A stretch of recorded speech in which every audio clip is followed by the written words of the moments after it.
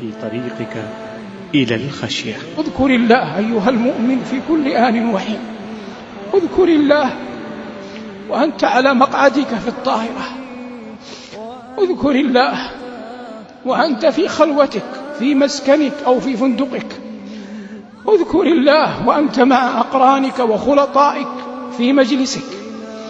اذكر الله وأنت غاد إلى بيت من بيوته. اذكر الله وأنت ترقى سلم بيتك.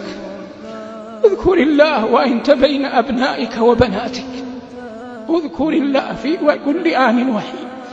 إن في خلق السماوات والأرض واختلاف الليل والنهار آيات لأولي الألباب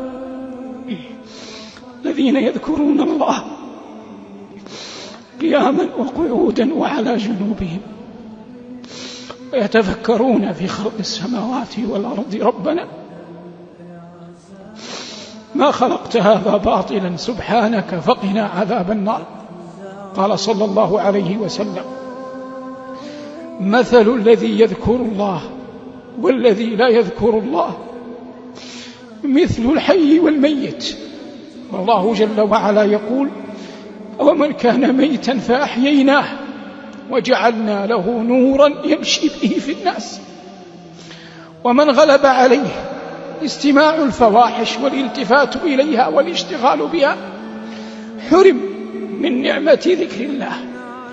ومن غلب عليه حب الله والرضا بدينه والمسارعة إلى مرضاته غلب عليه أن يذكر الله في كل آن وحين.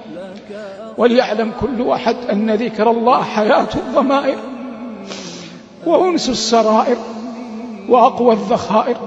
قال أصدق القائلين: الذين آمنوا وتطمئن قلوبهم بذكر الله، ألا بذكر الله تطمئن القلوب.